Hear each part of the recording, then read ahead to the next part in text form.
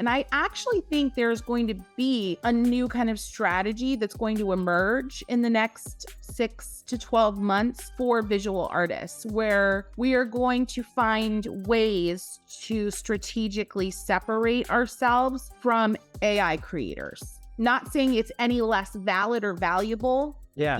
How am I going to differentiate without insulting this emerging technology? Because I am all about embracing technology. We document and share best practices around owning, operating, and managing world-class wedding venues.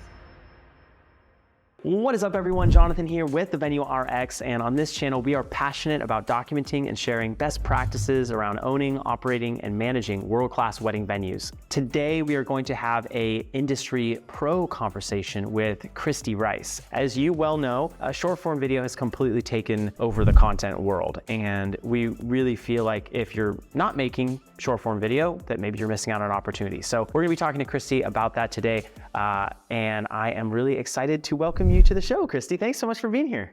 Oh my gosh, I'm so excited to be here. This is so fun. Thank you. This is going to be a blast. We're going to talk about Monumental Designs. We're going to talk about kind of some of your stuff that you're doing. I told you right before we got on this, I'm like, wait, don't tell me anymore. I want to learn and get to know you on the podcast so our audience can get to know you as well. I'm going to give you a hard time now. I'm going to give you a hard time right off the bat. You know why? Do it. Why? Because it's Momental Designs. Oh, did I say Momental? Yeah. So here's the thing. I broke the most epic rule of naming your business. And what is that rule? Make it easily pronounceable. And it's Momental. I bust everybody on them. Momental. So break that down. Why Momental? Why? Yeah, Momental is, there was a word generator back in the day when I started my business. I can't even remember the name of the site, but it was you punched in a bunch of adjectives to describe what you were trying to name. And you chose whether or not you're okay with a real word or a non-real word. And I remember putting in words like moment and fleeting and, that kind of thing, trying to distillation, trying to distill a moment. I was putting in all these kind of words, and the word momental kept coming up. And of course, momentum and monumental kept coming up, but I loved the brevity of momental. And so that's how that business thing came about. And but everybody either does monumental or momentous or but it's okay. I got the root. Makes for a funny conversation. I got the root word right.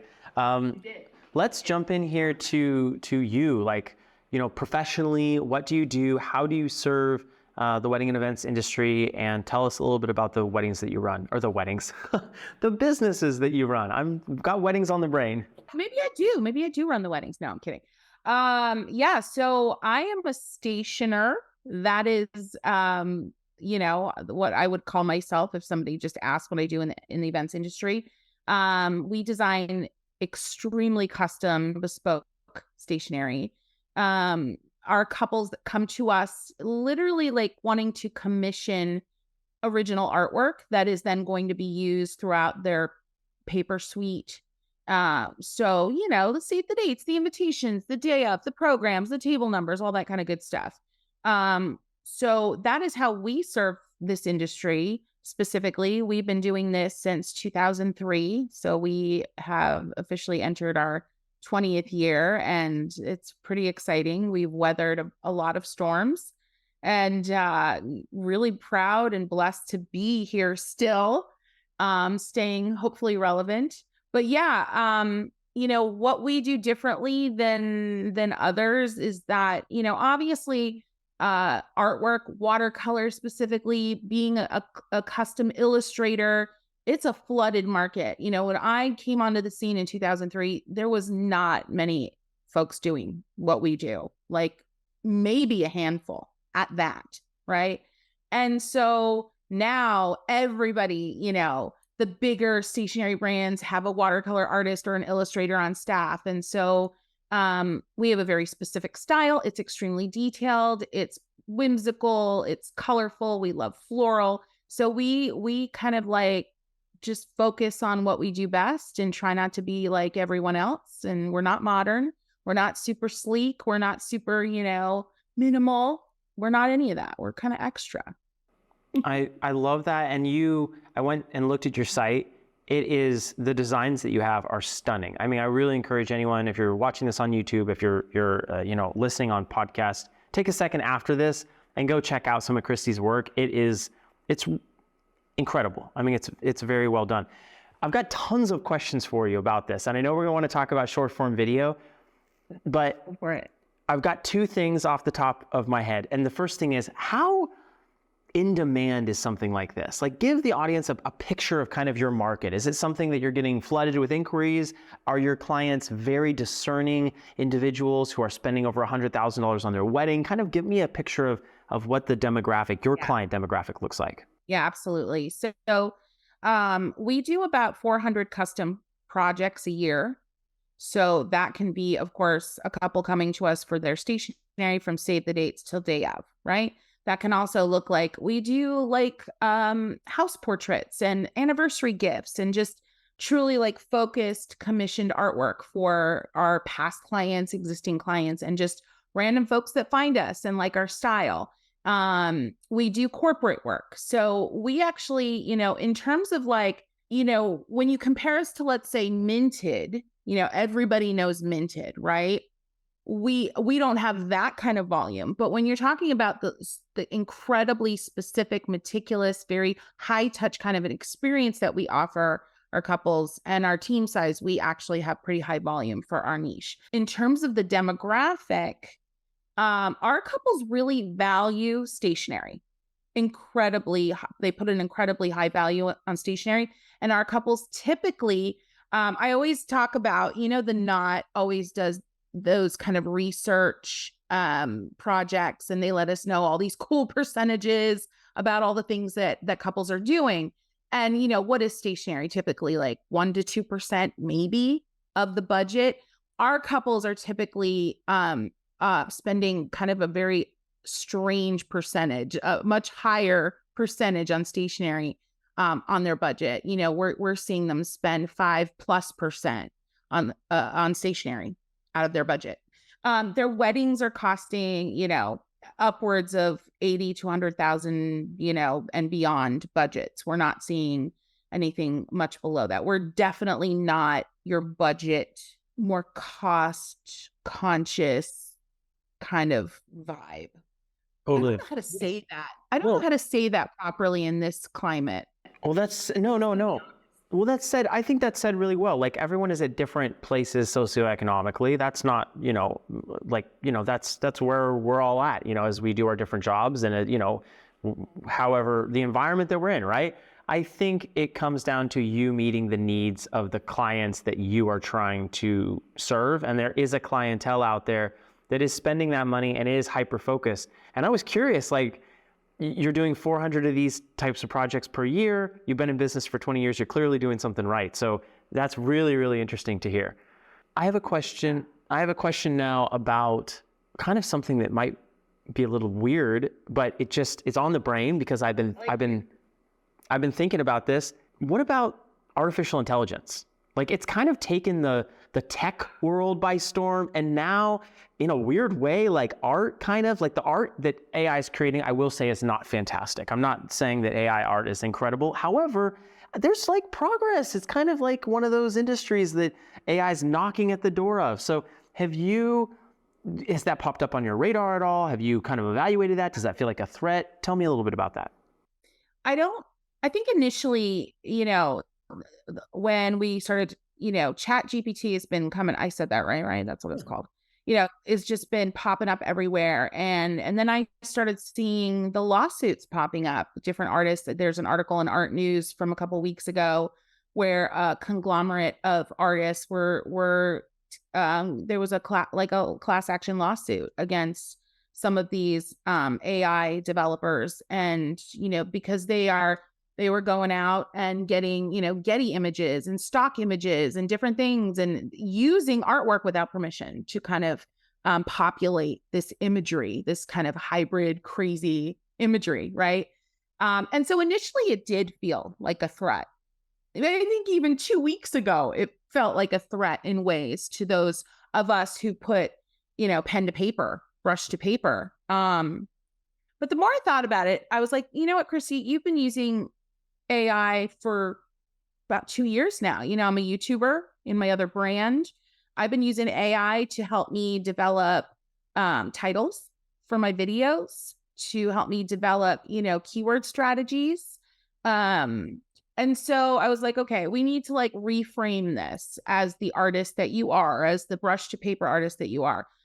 I think what's going to need to happen, and there are so many conversations going on right now about this, but I do think there is going to, obviously, do you remember like back in, it was probably right around like after the 2008 craziness, right?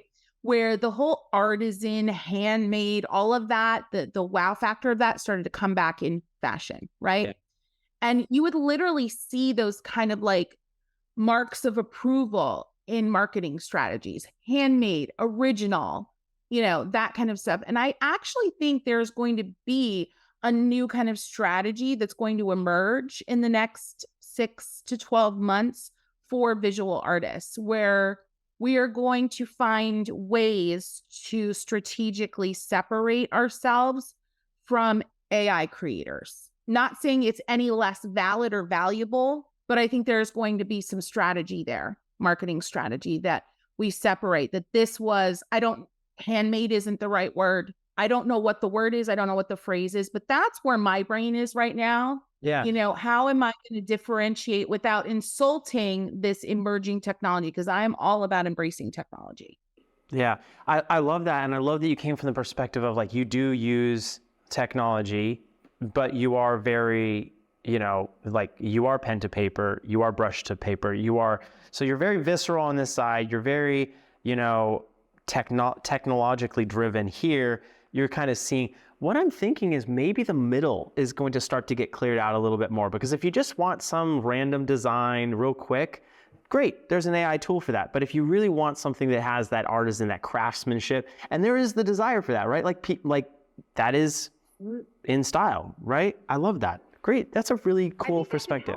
I think if we use it right, I think AI could actually elevate the pen to paper. We'll see. That's a really cool, and we should talk, and we should stay in touch on this, because I feel like you're totally right. I feel like when there's something like this that happens, it elevates the things. It does. It kind of clears out the middle. I think services like yours are going to be in higher demand, because people are not going to want one of those like cheap, quick and dirty AI things. It's the reason that people, you might go to Walmart, right, to grab whatever, thumbtacks and random office supplies and the kids' school supplies, right? That's where I go for my 5 kids' school supplies.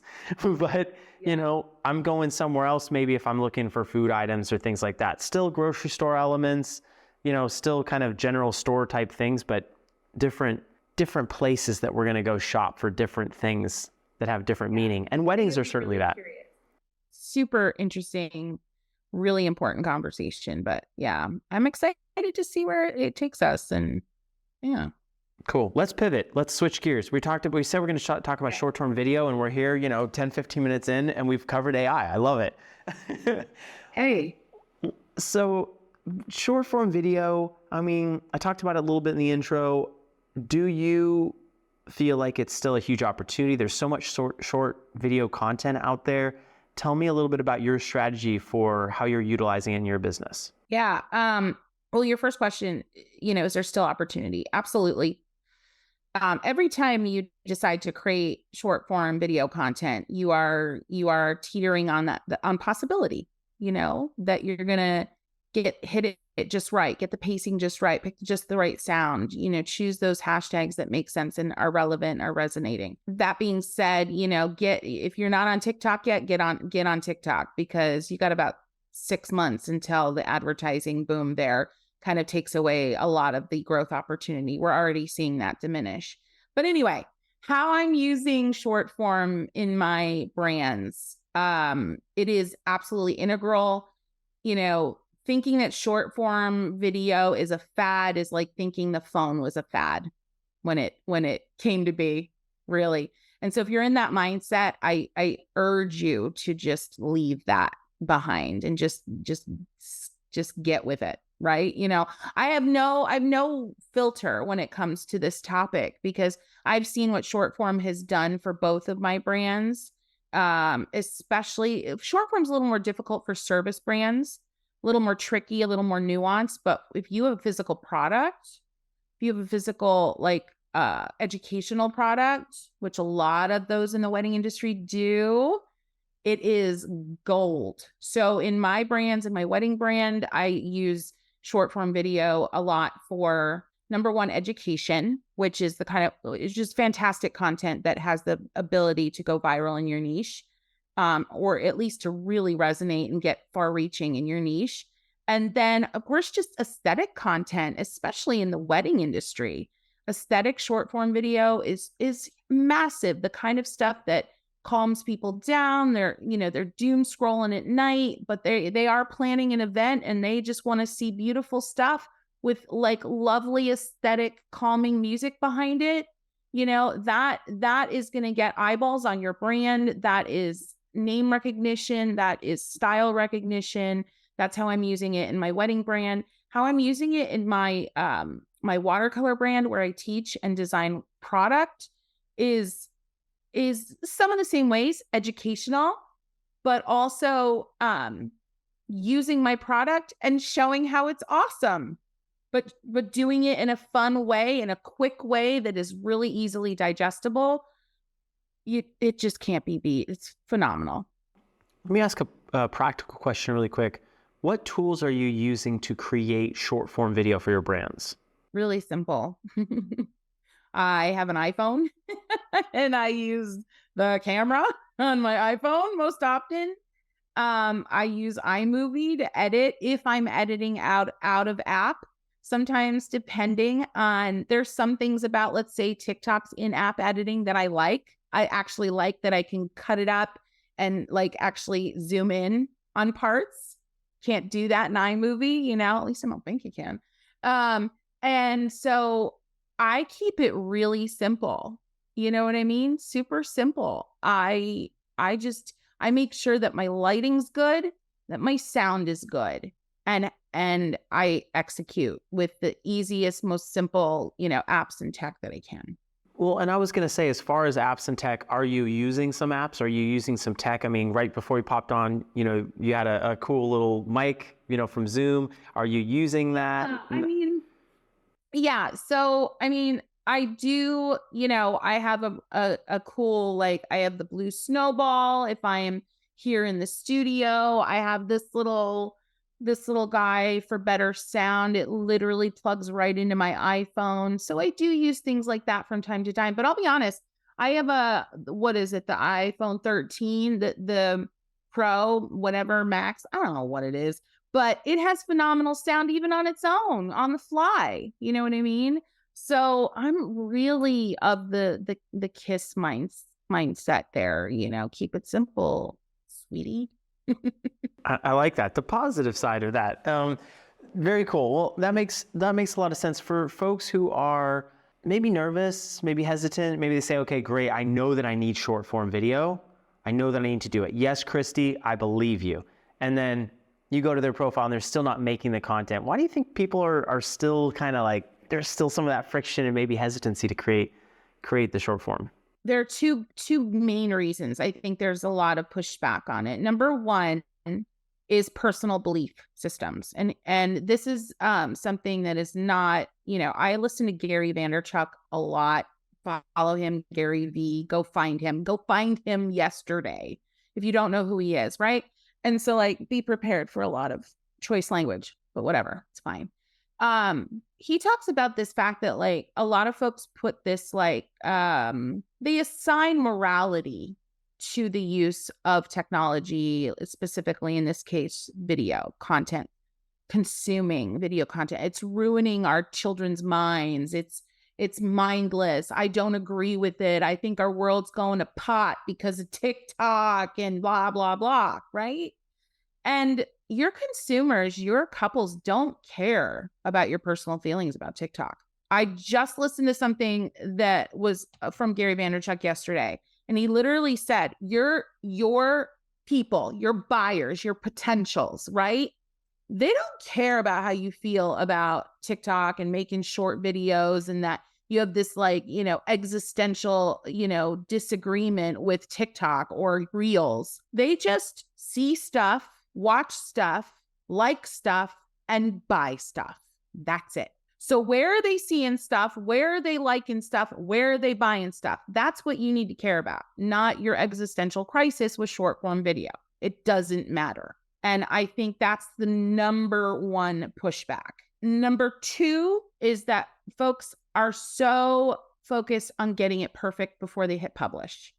And one of my biggest pieces of advice pushes back on that, and that you should just film it, edit, hit it, send it out to the world. It is going to be ugly at first. It's going to be imperfect at first. It's going to be the type of content that you're going to look back after 6 months of creating almost daily and you're going to cringe. It's supposed to be crap in the beginning. Get over it and just go do your thing.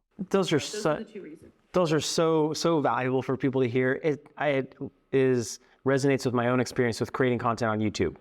If I go back and look at early shows from this podcast, right? You go back and you've created content on YouTube. Like you go back and you look, you're like, oh, why did I ask that question? Or why did my voice sound like that? Or like, that's part of it. Like you have to be willing to jump in and be willing to like put in the work. Yeah, we are so far beyond a culture in this world where we're putting on our best face always. We are in a culture of putting on our sincere face always. That's what people want to see. They want to see your heart. They want to see your struggle. They want to see your evolution. So just get over it. We are not in 2007. We're not. We're not carrying it bags anymore. We are out here raw and real for the world to see us living this life and offering our gifts and our abilities and our talents to the world in imperfect and beautiful ways. I so agree with that, but I also think that short form video, maybe specifically, has created more of an opportunity to present a very polished. So it's almost both. Like short form helps us be more real. Short form also gives us an environment where we can be more fake because you're only seeing 15 seconds of like, this is perfect, I'm crushing it at this wedding or whatever, but then the cleanup was a disaster or something like that. So what do you think about that? I have to say, I think though, if you look, even if you just pop on TikTok, on the wedding side of TikTok, let me tell you, wedding TikTok is a weird land. But why? Can you explain that? In my experience, wedding TikTok is not a place to get buyers necessarily. It is a great place to be more authentic, to give advice, and to just get brand name recognition, like build people's awareness of you. It's just another touch point, another visibility point for your brand. But I have found that when I've gone viral on wedding TikTok, it is controversial. Lots of budget couples, lots of, marriers that are like, you're crazy. They're just going to throw that invitation out. Like it's volatile. You know what I mean? It's a huge clash of buying mentality. Huge clash of buying mentality. So it's really interesting there. Not as aesthetic. Your buyers aren't on there, is what you're saying. You're getting people that will see it. Not my demographic for my brand on Momental. And so then my next point is the accounts that I see that are just really hitting it and really going viral more often than not, just getting so many impressions and eyes on their stuff are, there's one, I don't remember, she's a California wedding planner and she gives free advice from literally the seat of her car as she's putting in her Starbucks order, right? Her stuff slays, but it's just simple and raw in the moment. Boom, And there's that aesthetic. And then I will see something from a beloved planner that I've worked with for years that produces the most exquisite work. And we'll do this really cool pan view of the dance floor and the crazy floral chandeliers. And it's mwah. And I'll have 6 views, So I feel like on TikTok, on wedding TikTok, folks are looking for real, raw, in your face, like give it to me hard and let me know where I can save my money, honey. I like it. What about short form on other platforms? So I do find that reels, Instagram reels, aesthetic content, I feel like flies a lot more nicely there. It hits different. And I make actual sales from my reels. I get bookings and understand like the way that our system works, like we are high touch. There's no click and buy and there's no shopping on momentaldesigns.com. You're like, get yourself educated. You're picking up the phone or hitting the contact form and getting in touch with us. Like, hey, how does this work? It's extremely high touch. And I am getting, I'm able to trace actual contacts from Instagram reels and stories. The personality in the wedding market on Instagram is different. Absolutely. As of today, as of recording. I have a fun question that just popped into my head. We'll see how it goes. If you were going to compare TikTok to Instagram using stores, how would you assign that value? TikTok is Party City. Instagram is, I have a couple in mind. Instagram is the home goods aisles of Target. I love it. On a like weekly basis, like somebody who goes to the home goods weekly at Target. Okay, so their whole home decor section where they have the magnolia and okay. Yeah. All right. Yeah. I like that. That was fun. Very cool. Yeah, that was fun. Yeah, I just popped in my head. I was like, because you were describing the differences so well. Okay, so I may have undersold Instagram slightly. Like it's like going to Target in that section weekly, and your credit card bill is like $3,000, and you can't keep it paid. So serious, dedicated Target home goods shoppers. Yes, I like it. So you mentioned a second brand. We kind of teased it a little bit in the beginning, KristyRice.com. Tell me about both of those things that you're doing, but tell me a little bit more. You said watercolor, I think you're teaching people how. Yeah. Tell me a bit more about that. Yeah. So I've always dabbled with this second brand. I think I started it in like 2009 or something. I don't know. I can't even remember. I was like, I'm going to sell cool, fun, artsy stuff. I want to niche up from weddings, but I never really did much with it. Started a YouTube channel in like 2016, started teaching some watercolor stuff, but wedding life was crazy and I just gave it whatever I could, which wasn't much. And then 2020 hit. What were people doing? They're sitting at home and, hobby art making blew up. And I am very grateful that I kind of recognized that. I didn't recognize it early, but I got in quick enough. And so when I had no money in 2020, that rhymes, I decided to design a paintbrush. It was a paintbrush that didn't exist. And I had been begging a company that had a similar paintbrush to white label with me. If you don't know what white label is basically you ask a company to redesign an existing product and put your name on it. And they ghosted me many times on that. And I was like, okay, I'm going to do it myself. And so I had no money, put it on a credit card. I designed a paintbrush and they sold out in 2 weeks. And then I was like, well, this is fun. I'm going to go teach people how to use the paintbrush after I clicked reorder immediately. And I went back on YouTube and I decided I reordered the one paintbrush to get it back in stock. I went on YouTube and I started teaching again and it just started kind of blowing up. I decided to design a set of 6 paintbrushes and really go all out. And I designed them from the ground up. And I feel like the rest is kind of history. I now have 3 products, soon to be 4 on Amazon. I am 1,500 subs away from 100K on YouTube, teaching folks watercolor. And it's just crazy, absolutely crazy. And my wedding team overlaps now. it's incredible to have been able to diversify in this way because I don't have a separate team. I've had to hire a few extra people, but I don't have a separate team for Momental and my other brand, which is called Paint Crush. Not Paintbrush, Paint Crush. See, I did it again. A very easily mispronounced name. It's my thing. But it's cool. It's very cool and it's very memorable. I'm not going to forget it. It's easy. I love it. Yeah. So, to be able to diversify this way is just beyond my wildest, like, whatever.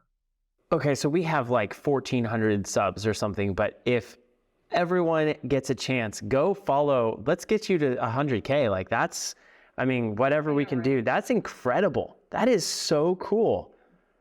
Good. Yeah, and it happened. I think I'm going to hit 100K by the end of the month. And so I will have gone to 100K in about a year, which is for you folks who aren't hustling on YouTube. That's crazy. That's wild. We've been doing this podcast for 2 years and we're at 1,400. So it's, that's a powerful, I'm so excited for you. That's really cool. So yeah, as this other brand, Paint Crush, has developed, has your other business, your first business, changed at all? Or are you still kind of doing similar things, or kind of has some of the new stuff that you've been doing informed maybe the decisions and ways that you've taken the business? Absolutely. So, to answer that question, I'm going to go back to 2013, which was a pivotal year for Momental.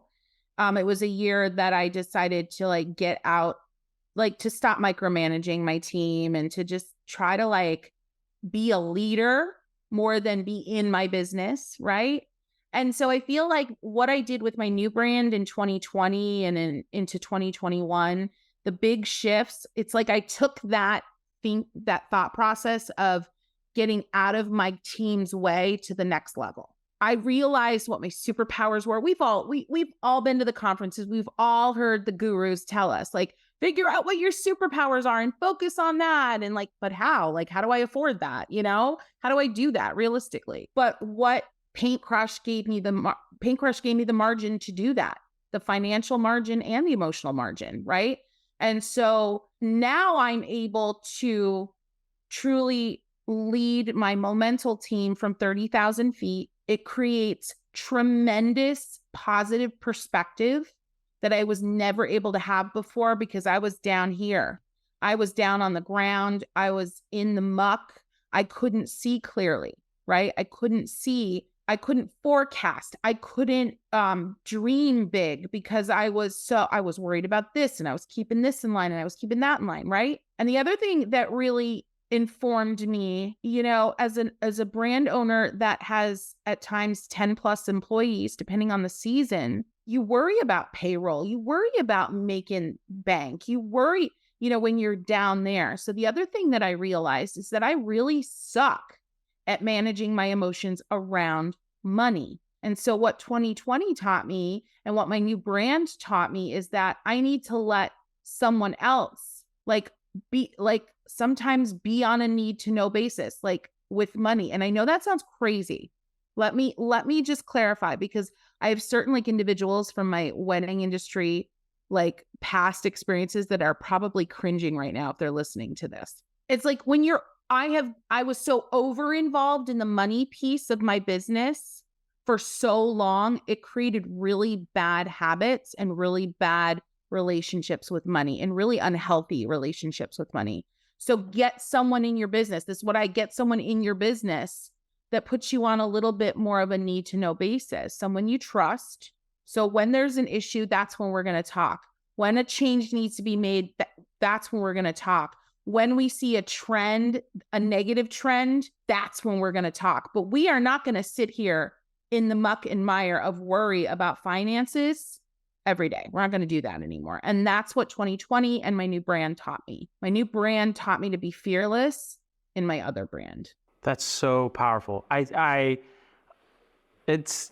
think that's the most powerful nugget out of this whole thing, honestly. I mean, we've said so many different things, but I think wedding pros hearing this, and I mean, we've got a lot of venue owners, honestly, who are listening to this, and maybe this wasn't specifically for wedding venues, but just that piece right there of unlocking yourself and getting out of the weeds. I mean, I've experienced that. And that is such a powerful example. And I think hearing that, I hope people watching are hearing that. It's gonna almost like give them that permission. Like you're gonna be like their friend that's encouraging them to get to the next level. And I hope so, because I'll tell you, for so many years, being a brand owner was really heavy and harder than I feel like it needed to be.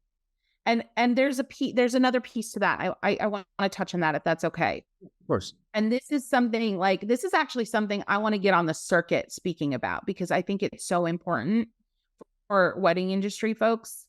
If you need to diversify, like your life depends on it. Being in a service industry it's so much harder to make the money you deserve to make. But when you can bolster that service brand with a product brand, it's gold, it's strength, it's fierceness for your conglomerate. It really is. And every single, I'm here to say, and I have thought through this kind of topic in so many ways. I could sit down, fast and loose brainstorm with so many different types of brands, even venues, and we could come up with a product that you could offer that would give your brand, that would diversify your brand, that would give you more financial freedom, that would give you a way to make more, to not be trading so much time for money. So Kristy, every one of us. Let's have you back on the podcast to talk about that. Because I'm sitting here we were talking about short form video, which is great. You're obviously crushing it on YouTube, TikTok, the platforms, right? But I want to unpack this more. And I think I've got some more questions for venue owners. I want to have you back on. We've got to wrap up for today. I want to ask you the two questions in conclusion that I ask everyone. What's your favorite part of your job? What's your least favorite part of your job? We're going to schedule time for you to come back though. And I think it'd be really fun to kind of have a little live brainstorming session. Let's toss some ideas around. Let's do it. I love that. I love that. Great. So kick it off with your least favorite thing so we can end on a high note. About your job, what you do. Oh, my least favorite thing about my job? You're like how you show up in your businesses, because I know you've got a couple things going on. So like your jobs, your hats that you're wearing, what's your least favorite thing? And then what's your most favorite? Oh my gosh. Okay. My least favorite thing is, and this is tied to my most favorite thing, so it's weird. Yeah. But my least favorite thing is preparing to speak in person. Like when I'm speaking at a conference, like the weeks leading up to it, like I'm speaking at this TSE. Yeah. In 2 weeks. Yep. And it's just, there's this like angst, and there's this like just trying to sort out all the words and the ideas in my brain and get it visual, and like, but then that leads to like one of my favorite things in my business, which is teaching, whether it be teaching other pros. I love getting on a stage. The heck with that. Like, I don't need to be on a stage. I just love teaching, interacting with folks. I do love in person. So once I get through my least favorite part, which is just organizing my brain and getting the muscle memory between my brain and my mouth figured out, then I can fly and just connect with people. I love shocking people with ideas. I love like when I see that light bulb go on, right? Like I spoke I was in Florida again last fall in September, and I was asked to do this like off the cuff, like Q&A, because they had some time to fill because the hurricane was coming and like some of the speakers didn't show up. And like, I just did this off the cuff, like brainstorming session with the audience. And it was like, it just lights me up. I love that. I love going live on YouTube where people are asking me questions off the cuff. And I think, again, it ties back to my least favorite thing. It's because I prepared and I struggled with preparing. I'm like, I can just roll, love it. Very cool. Very cool. I love that. It makes so much sense. And Kristy, thank you for sharing your professional experiences, what you do with Momental, what you do with Paint Crush. I'm excited to talk again. Let's do like a business. Let's dive into the business side of it. Business building, business development. I love it. Thank you so much for being here. Yeah, if people want to reach out to you, either of your brands, we're going to put those links in the description. But if you just want to shout that out for all of our audio people, where should they connect with you? Yeah. Okay, so you can connect with me on TikTok. Wedding stuff is the Momentals, and then watercolor stuff is Kristy the Painter. And then Instagram, it's wedding is Momental, and watercolor stuff is Kristy the Painter. And then just search my name on YouTube. You'll find me. Beautiful.